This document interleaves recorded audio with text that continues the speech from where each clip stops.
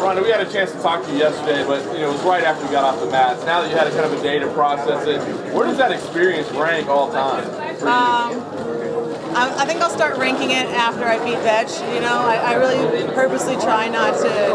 I postpone my enjoyment of a lot of things until it's the appropriate time to soak it all in. So this isn't the soaking in. This is the putting out time. Ronda, how does it feel to be fighting in Brazil in MMA instead of in Judo? Has the Judo community reached out to you to support you for this fight?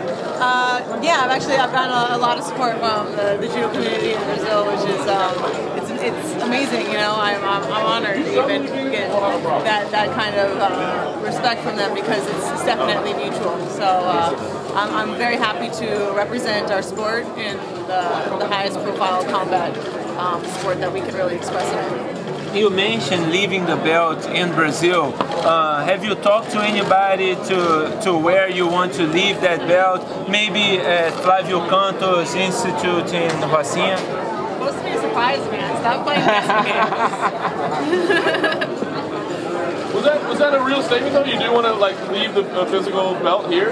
Yeah, I mean, Vetch was saying the belt belongs here, the Brazilian people, and I was like, that's the only thing you said right. So after I beat you, I am going to leave it here. Because I have to say, the reception I've got has been so amazing and it's touched my heart so much, I want to give something back, and so I believe that's the greatest gesture that I could get. If you have at the arena the most part of the people cheering, rooting for you, do you think it's the last proof that you need to show the world you are the biggest MMA star nowadays? I don't know. I don't think it's about proving anything or anything like that. I mean, what it really is about is about making the fans happy, and I just want to make them. I want to make everyone there proud that they witnessed the moment of me winning, and so I'm just going to do my best to do right by them, and it's not really about proving anything about myself. It's more about making everyone there, satisfying all that. More than one time, you was booing by American people. So, but in Brazil, it seems you'll be rooting more than ever. It's a different way. I get booed by the Americans and the Brazilians cheer for me.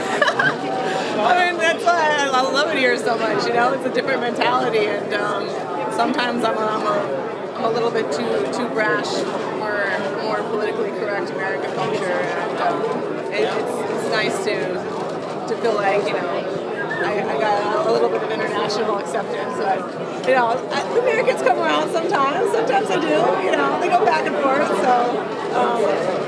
I don't ever take it personally as long as everybody really cares, is passionate about what's going on. It develops more interest when people don't know exactly what to think of you.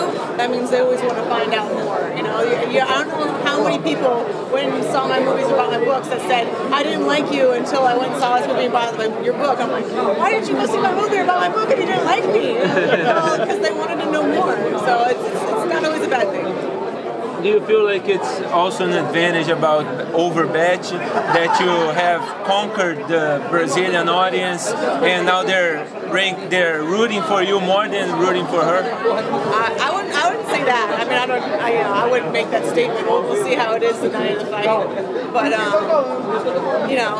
it's not about her. I don't care about how it affects her. I expect her to walk in absolutely perfect, and for however the crowd reacts to affect her in all of the best ways. I'm not keeping my fingers crossed that she's going to walk in, psychologically weaker like she's hoping about me. How is it the ideal finish for you on Saturday? Submission or knockout? I think either would be really satisfying because I'm constantly trying to develop my game more, and I've been spending a lot of my time on my striking, and it'd be very satisfying to see some more progress. But being in the country that developed Brazilian Jiu-Jitsu, it would also be really cool to get a submission and pay homage to such a prestigious Brazilian sport. Obviously, with all the success that you've had in the UFC, the rest of the Four Horsewomen, the friends have had some struggles as of late. Does that affect you at all? I mean, I know how close you are to your friends and how emotionally invested you are. How does that affect you, seeing the struggles that they haven't been able to reach the same heights that you have? No, we're on parallel journeys, but we're not on the same ones, and we're on different spots in ours. And I've endured a lot of devastating losses, a lot of hard times that I went through them a lot earlier than they did. They're going through very much the same process that I did. It's just they're at a different point than I'm at. So all I can do is be there for them because Marina was there for me for a lot of those, and I didn't know Jasmine and Shady yet then. But I appreciate what it means to have someone there for you during those times, and I just always try to remind them that everything happens for a reason. All the worst things result in the best things, and there's going to be a day that comes by that you thank God that happened. I mean, I thank God every day now that I didn't win the Olympics because that's why I'm here. One over here, please. Do you hate Matt? How deep is this feeling?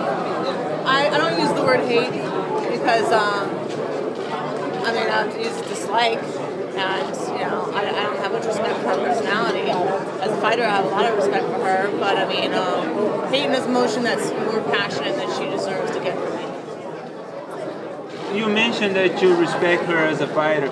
What characteristics in her game do you respect the most? What is something that maybe you should be more worried about? Well, what I really respect is that she comes out to fight.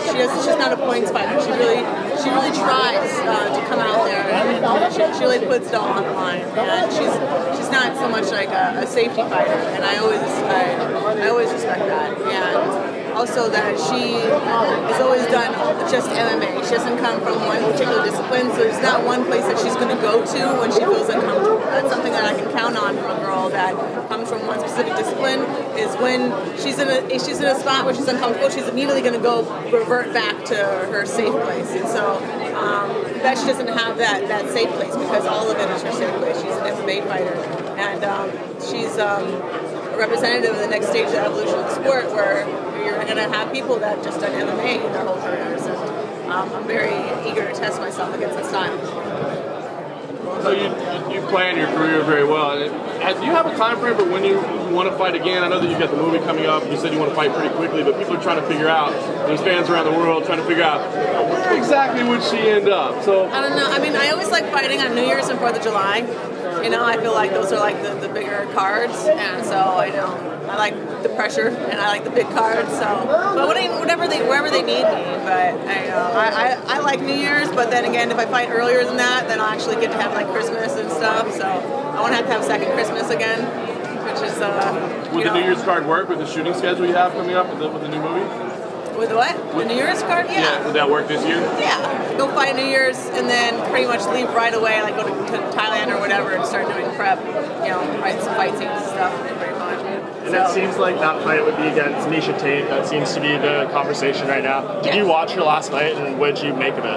I was getting ready to go train at the time, so Dana was texting me like updates as it was going on. And I'm glad it was an awesome fight, and it really developed a lot of hype because I need people to be interested. If it was a lame fight and everyone's like, well, one of these jokers is going to end up fighting him. So I'm glad it was really exciting like that. So it's really good for me. What's good for them is good for me. And they don't realize that I actually know that. But it's true. And what about Holly Holm? Did you see her fight? Her last UFC fight? I did. Wait, the one that was on my card? Did she fight again? No, she fought a couple weeks ago in San Diego against Marion Renaud. I didn't see it. It's good? It's pretty good. She won by decision. All right, good for her. Yeah, I want her to stay undefeated. It's good for me. I want her to develop and look good and have people excited about a fight between her and her because, as not just undefeated MMA fighter, but as a boxing world champion, I really want to test myself against her, and I really want to have the fans want to see it as well. Is there anybody else you want to fight? I know you wanted this fight. It sounds like you're up for fighting whoever the UFC puts in front of you, but is there a name out there or a person that I want this fight? You guys putting a list in front of me now. Okay, Betch, all right, Misha, all right, Holly, all right, who else do you want? I'm like, you just got it's like more than half of a handful. Jesus, how much more do you want? That's 3.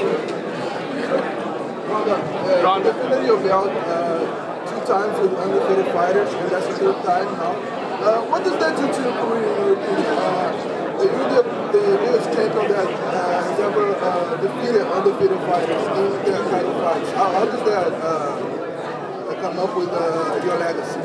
Well, it gives me a lot of confidence when I'm going into the fight because all these other girls are coming in as the first time they're fighting someone else who's undefeated, whereas like I know that I've come against undefeated girls again and again and again, and I'm just the best. They might be undefeated, but that's only because they haven't fought me yet. And it really helps me out a lot. I mean, even in my amateur career, I think I was like 2-0, and I ended up fighting a girl who was 6-0. My first professional fight, I was 0-0, and I fought a girl who was 6-1. You know, so it's always these records really don't mean that much. Like a record in MMA is almost like a belt in judo to me. You know, it's just kind of like you never really know until you actually get in there with it. So I try not to think about it too much. How was your countdown before the fight? Do you get more calmer or do you get more excited? What do you do to try to sleep? Well, 2 weeks out is when I get like my notes most like nervous and emotional and stuff like that. I call it 2-week-itis. But after that point passes, then I'm just ready. And I know what I'm doing, what I'm the best in the world at, and I'm doing what I was put on this earth to do, and I'm just ready to do it, you know. It's like returning home in a way. Every single time I get back in the octagon, it always feels like I was just there. In your book, you wrote about the night of the fight. You're preparing, and you mentioned Stitch and Burt Watson, and just how much they mean to your fight night experience. What do you make of the fact that they're both no longer going to be there for fight night for the first time for one of your UFC fights? Well, it sucks. I mean, I miss them. I really do, and their absence will definitely be felt. Burt wasn't there for my last fight, which was it was odd to not hear his voice in the hallways. You know, I missed him a lot, and but atmospheres always change, and things aren't always going to be perfectly how you like them. And I'm used to being in chaotic settings where it's like I'm not counting on this one little good luck thing to be there. It's going to throw me off. I mean, some things are nice, but nothing's really required. So it's like you have to have that mindset where you can shut things out. It's nice to have people around that you love and appreciate, but you can't be depending on them. Everybody, the new drug testing program, I think everybody's excited about it, but the one thing they're worried about is the whole IV ban. But I know that you've been competing under those rules for a long time. What do you think? Is it a psychological thing that people need to get over? Do they need to handle it different? Yeah, it's a psychological thing. It's for people when they're going through a terrible, terrible weight cut, they can tell themselves like, oh no, I can just wax it off with the IV. And so it really promotes a lot of really unhealthy habits with the athletes. And if you're cutting weight so drastically that you need medical attention in order to like feel good, you're in the wrong division. Just it's not good for you. And it also I tried IV once. It was 2005 Judo World Championships, and I felt terrible.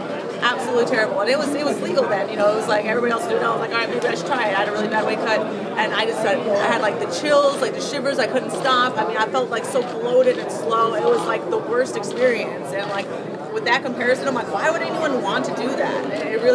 I felt a whole lot slower, and it's just like I think it's more of a placebo, like almost the opposite of it. It's more of a mental thing to make people feel better about having terrible weight cuts. Do you think people they're cutting too much weight, or they're just not rehydrating properly? I mean, because I've read studies that if you orally hydrate like normal way, you can be fine. You can be just the same.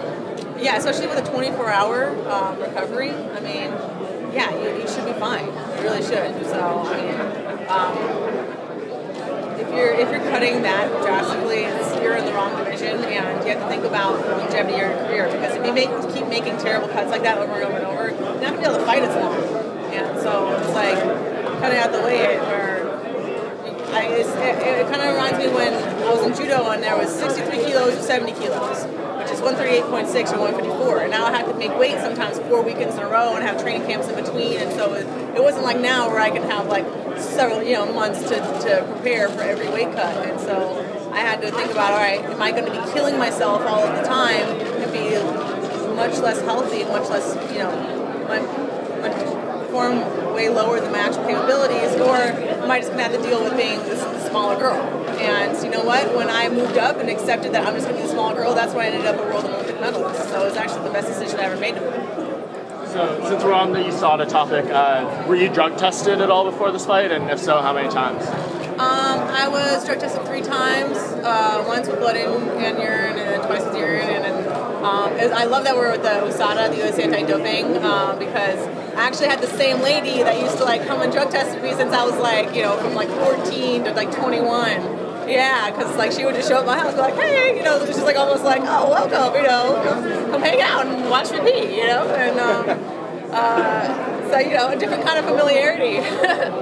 And it makes me feel so much better because I know that the testing is being done properly. I know when I first came to MMA and I saw the drastic difference between U.S. anti-doping and the professional MMA doping, I was just like, it is so easy to cheat.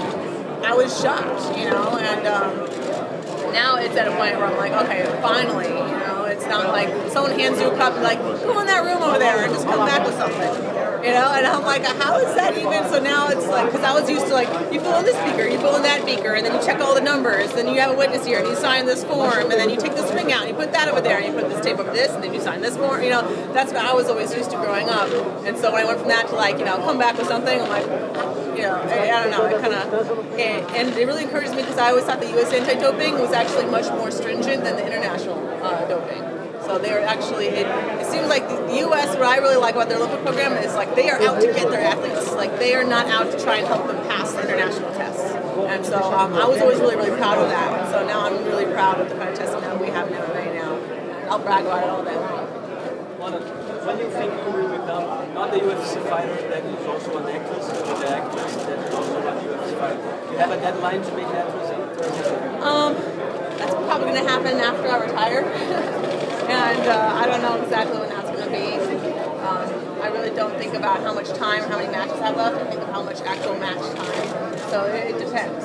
If I have 5-round brawls over and over and over, I'm not going to have that many of them. But if I keep walking out the stage without a single bruise on me, I'm fighting quite a bit longer. So we'll just have to see. You now have the book telling the story of your life. Do you ever think about making a movie about your life?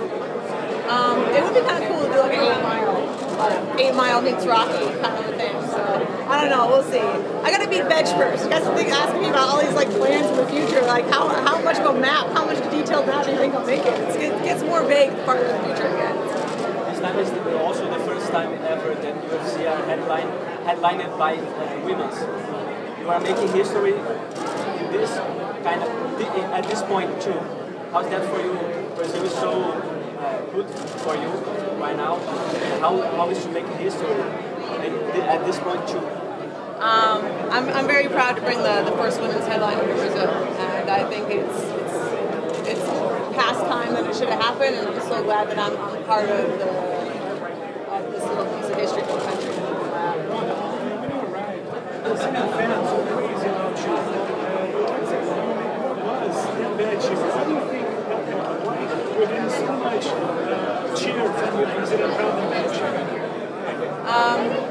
I mean, I haven't heard how the trip for her or anything like that, but so I wouldn't make that assumption. But I don't know.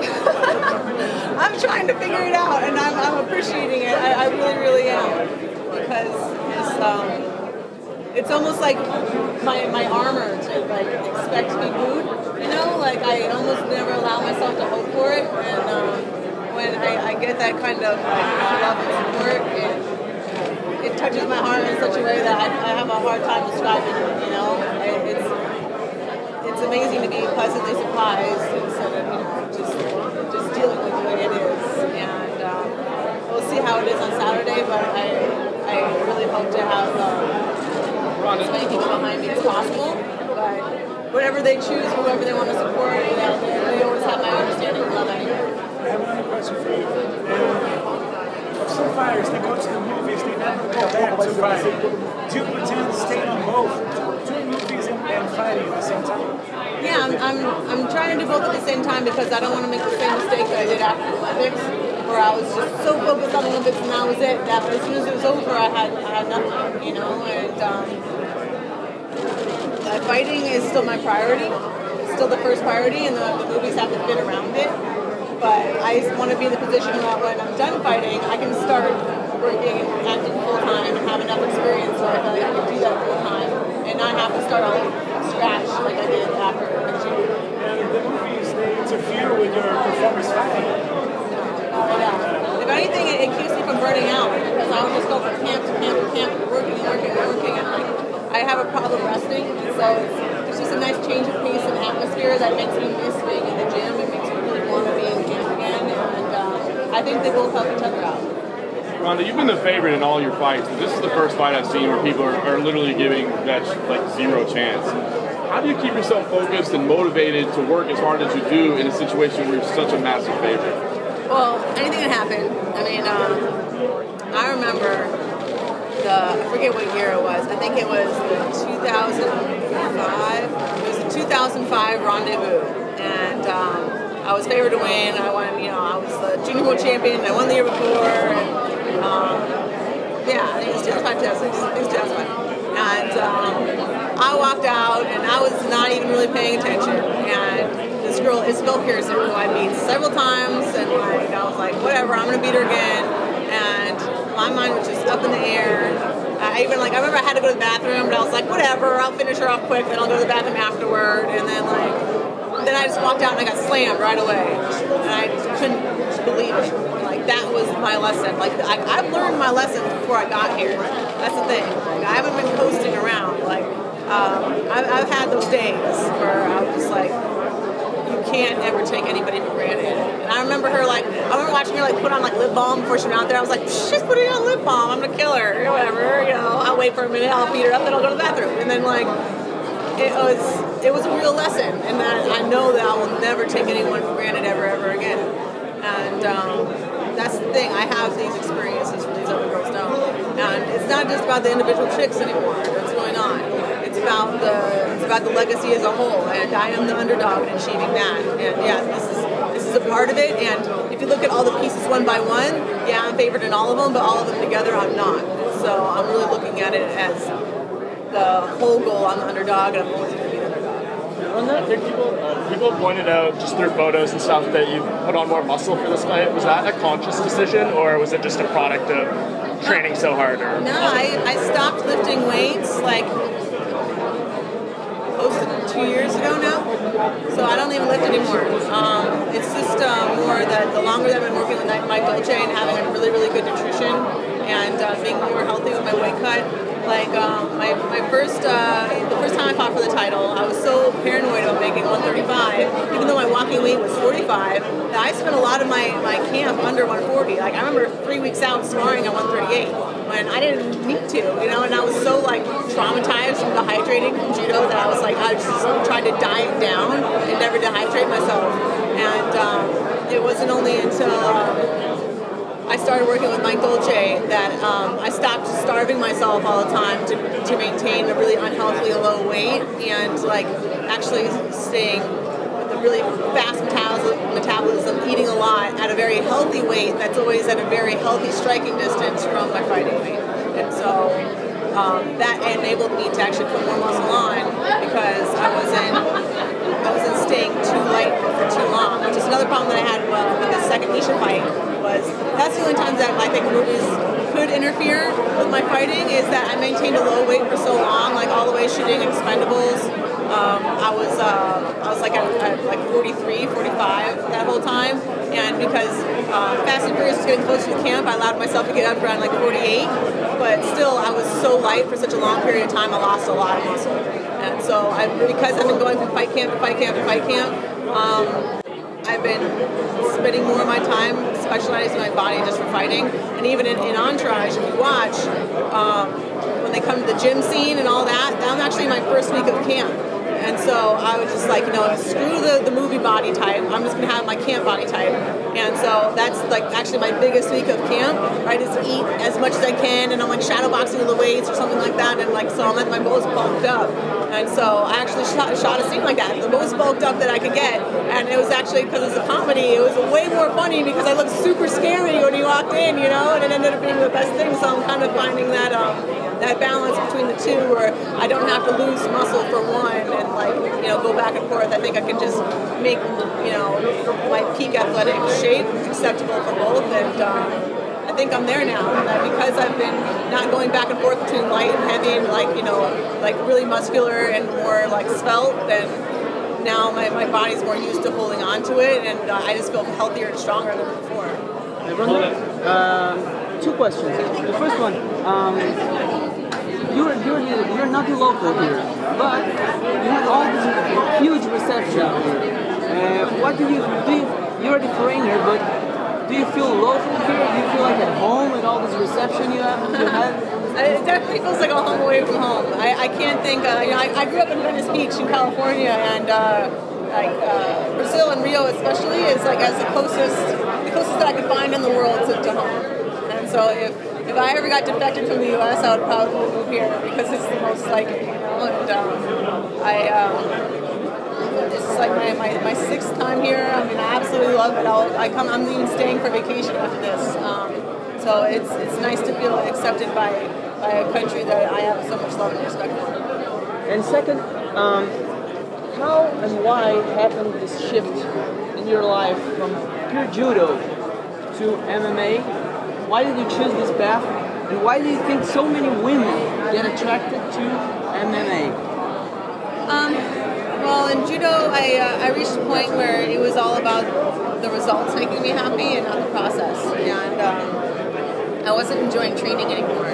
And I was counting on winning in order to make it worth it. And I really kind of realized that it's the sacrifices that have to fulfill you and make you happy. When I got to that point where it wasn't doing that for me in judo, I had to find something else. And when I found MMA, it was the process and the training and all that. It made me so happy. And of course, the winning makes me even happier. But I was like, it's not. In judo, I had this idea that I had to make myself miserable in order to deserve winning. And it's quite the opposite. In MMA, I really saw the truth in Mike Tyson's words that a happy fighter is a dangerous fighter. And I'm so much happier now than ever before. My body is healed. Like my knees are at a point where I thought I was going to have to quit judo just because my knees were so bad. And MMA is actually a lot lower impact on my body, and I've healed a lot. I feel like younger than I did at 21 now. And I think women love MMA so much because MMA fighting itself is a human thing. It's not a man or a woman's thing. You know, men and women might fight for different reasons, but they still have that instinct to fight, and I think that's why they're drawn to it.